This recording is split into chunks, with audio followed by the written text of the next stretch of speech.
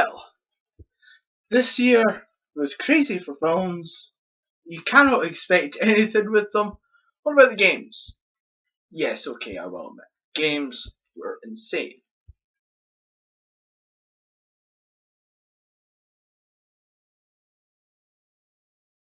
Right, the review of the year 2013 for the games. Let the games begin! Can resist that. We're meant to be talking about games, not Hunger Games. I could make my collection seem a lot bigger by doing this. Help! No, I'm not going to do that though. Don't worry. I'm not going to say that for the video. It's fine. You don't need to get scared. But shall we start off with a happy note by talking about the wasted opportunity?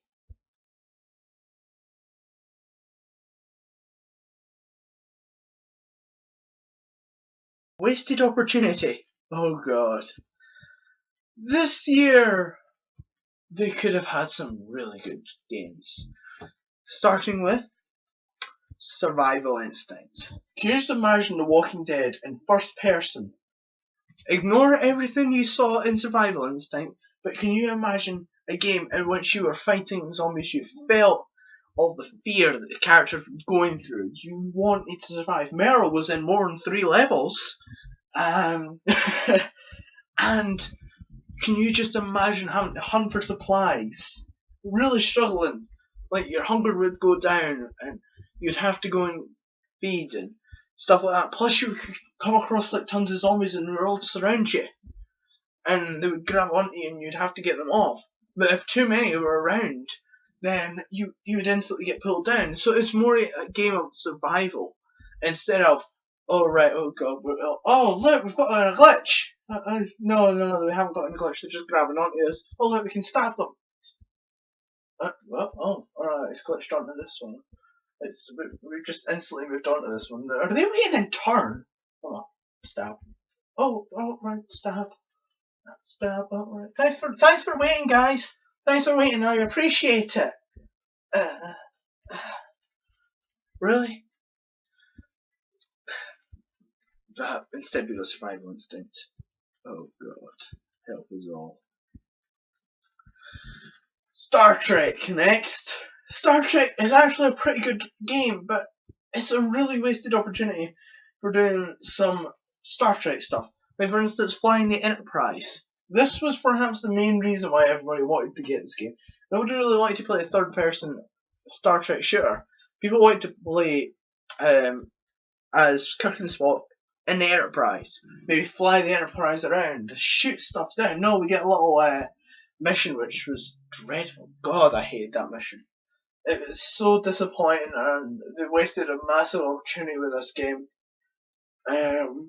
That's all that really needs to be said. Right, well, it's all good though, because now we're going to move on to the best story.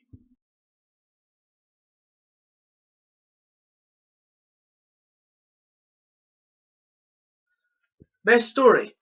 Well, I'm just going to quickly tell you right now, Walking Dead, the game, is going to be taken off the list. Mainly because...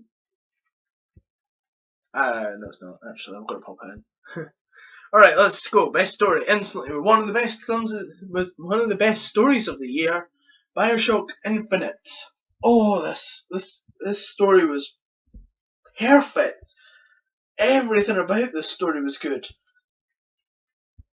Everything! God, I loved it all. It's brilliant. I highly recommend you just get this game just for the story. That is how good it is. It brings up stuff on racism and war, and I really do love it. Right, now let's move on to Injustice.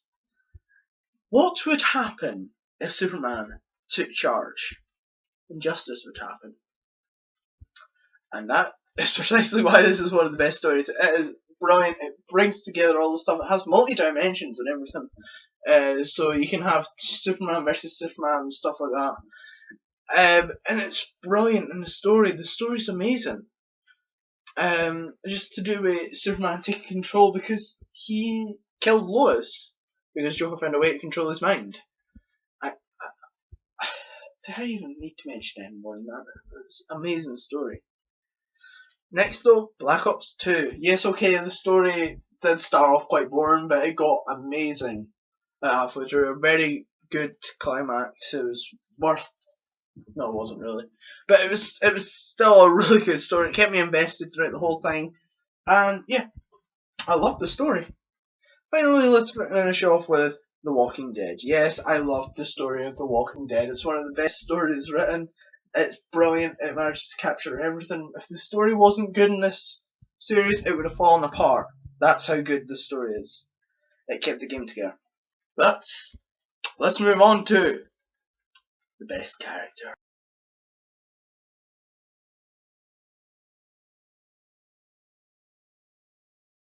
Yes, best character. I love the characters. This is characters. This doesn't specifically mention characters that you play as. These can be any characters. So let's start off with Elizabeth from Bioshock Infinite. This character was brilliant. I loved watching this character. I mean, the thing about this character was you could just do your own thing, and she would go ahead and do all these weird stuff. Or at this point, she was a really good character. So she wasn't just some person that you were escorting from point A to point B. She felt like a proper character, which is good. Next is Kratos, God of War. I had actually never played God of War before, so when I got Ascension, I love Kratos, and I now know not to piss him off. It's pretty much all you need to know. And finally, Lee, The Walking Dead. Okay, Lee, obvious choice, but he was a brilliant character. He was a convict, but he didn't actually make you hate him. In fact, you liked him, and you wanted him to succeed and stuff like that. It was a brilliant character, very well acted as well. Loved it, brilliant. Worth mention. Right, okay though. Let's now move on to, considering we've mentioned best character, let's move on to the best character gameplay.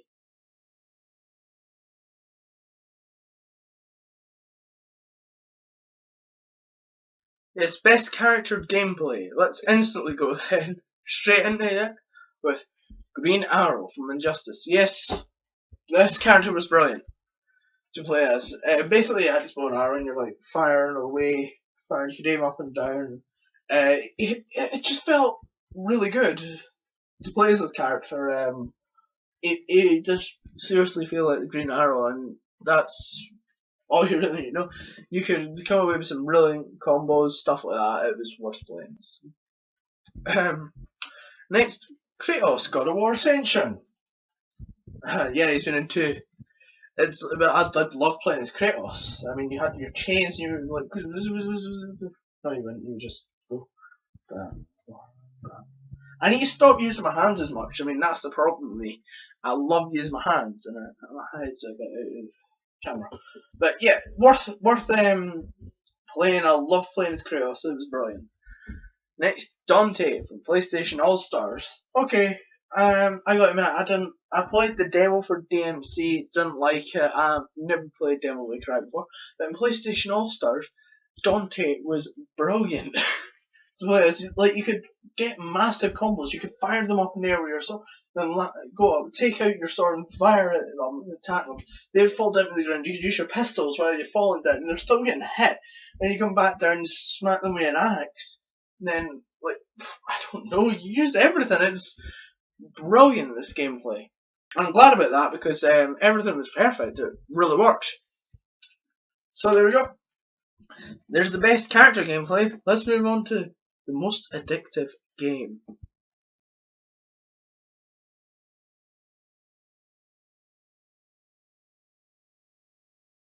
Yes, most addictive game. These are the games that I couldn't stop playing no matter what I'd done. And it's for different reasons. Walking Dead. I loved playing this game. It was so addicting because all your choices mattered.